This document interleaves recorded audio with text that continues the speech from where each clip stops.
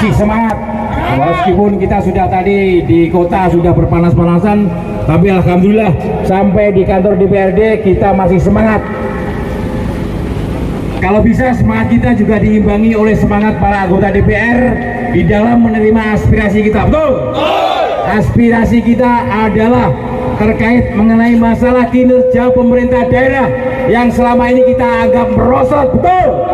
Karena beberapa OPD yang memiliki tugas dan kewenangan untuk melakukan fungsi pengawasan pun juga tidak jalan. Betul? Bahkan ada organisasi di luar birokrasi mengendalikan dan ikut campur dalam penentuan arah kinerja pemerintah daerah. Betul? Seperti yang sudah kita sampaikan, bahwasanya ada tim yang namanya tim TP2ID yang baru-baru ini diungkap oleh teman-teman media.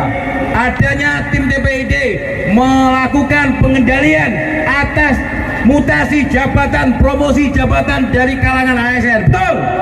Padahal itu sudah kita ungkap 1 tahun yang lalu di gedung DPRD di sini, bahwasanya ada dugaan jual beli jabatan yang pada saat itu diterima oleh Wakil Ketua DPRD Bu Susi yang katanya mau manggil bupati, tapi sampai hari ini tidak pernah dipanggil. Betul?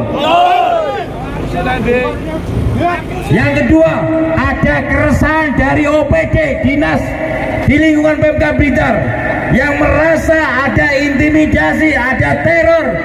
Itu menurut apa yang disampaikan oleh teman-teman media.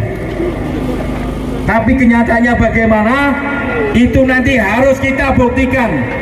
Apakah tim TP2ID, organisasi yang berada di luar birokrasi, bisa mengendalikan pemerintahan Kabupaten Blitar? Betul?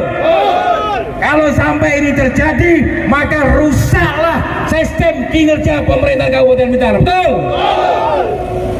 Kalau sistem pemerintahan kinerja rusak, maka akibatnya masyarakat akan mendapatkan pelayanan terburuk. Betul?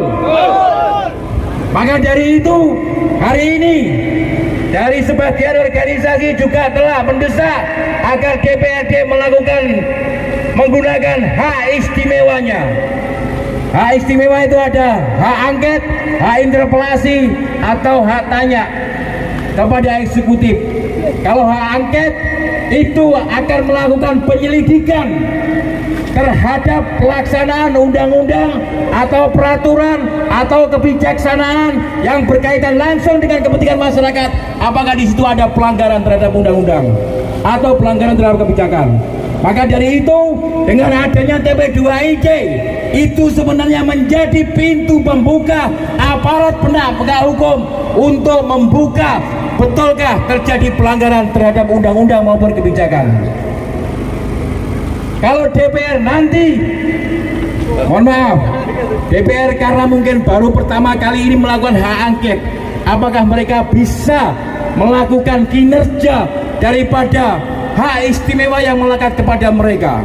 Karena yang namanya hak angket itu adalah penyelidikan terkait peraturan perundang-undangan yang dilaksanakan atau kebijakan yang dilaksanakan yang mempengaruhi masyarakat banyak, itu melanggar aturan dan perundangan apa tidak. Maka dari itu, kalau misalkan hak angket hanya sebagai gaya-gayaan, kepura-puraan daripada DPRD, maka itu menjadi hal yang muspro atau tidak berguna dan menghambur-hamburkan uang rakyat. Betul? Makanya di sini nanti kita mendesak kepada DPRD Kabupaten Blitar, apakah betul-betul mau di DPRD menggunakan hak istimewanya?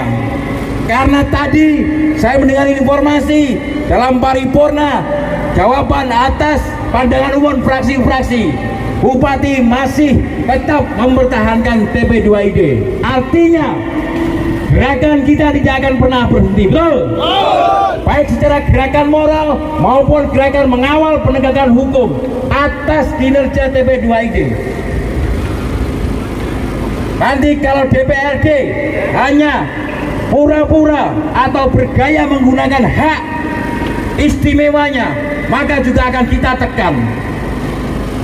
Harus bekerja sama dengan aparat penegak hukum, karena tanpa kerjasama dengan penegak hukum rasanya juga sulit.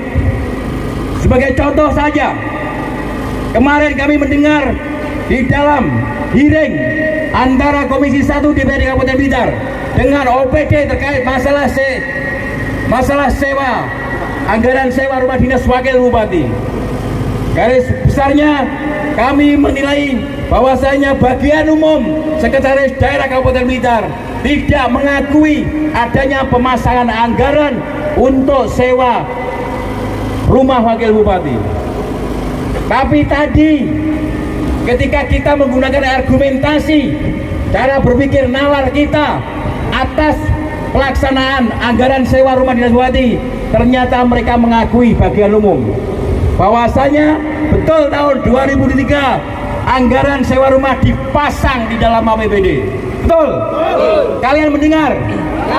Ternyata dipasang.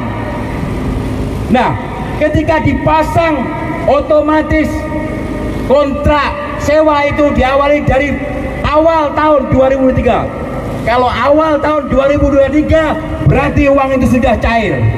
Kira-kira begitu.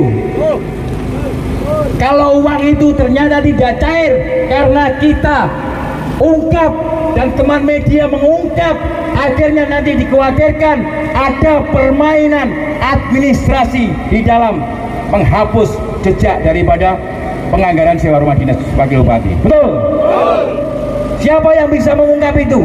Yang bisa mengungkap itu adalah DPRD dengan kewenangannya maupun aparat penegak hukum dengan kewenangannya untuk melakukan penggeledahan ataupun meminta klarifikasi beserta membawa dokumen-dokumen.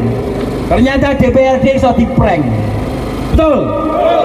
Karena kurang cerdasnya DPRD menerima jawaban dari OPD terkait sewa dinas rumah bupati. Ya, kalau misalkan DPRD cerdas ditanyakan itu mana kontrak kerjanya. Kalau sudah terjadi kontrak kerja atau kontrak sewa pada awal bulan 2023, uang itu berarti sudah diterima. Tapi kalau sekarang mereka mengelak, kita harus curiga ada permainan administrasi. Yang bisa melacak jejak itu hanyalah aparat penegak hukum atau DPRD kalau nanti membentuk atau DPRD menggunakan hak angketnya. DPRD bisa meminta dokumen-dokumen serta mempelajarinya. Apakah ada keterkaitan antara penggunaan anggaran sewa dinas dengan hanya dipasang saja? Makanya kita harus curiga. Tadi sudah dijawab beberapa pejabat. Sebenarnya jawaban mereka tadi malam saya sudah dengar bahwasanya untuk masalah anggaran sewa rumah dinas wakil bupati diserahkan kepada inspektorat, dan inspektorat tadi siap menerima perintah tersebut.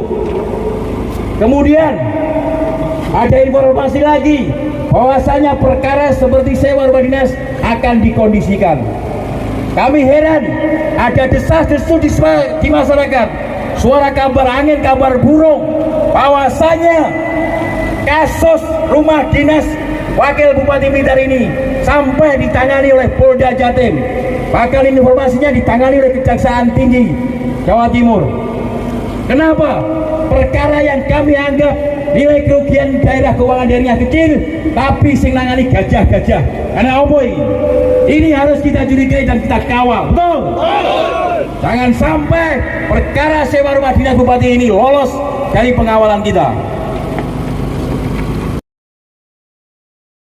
Terkait rumah dinas, apa jawaban bupati?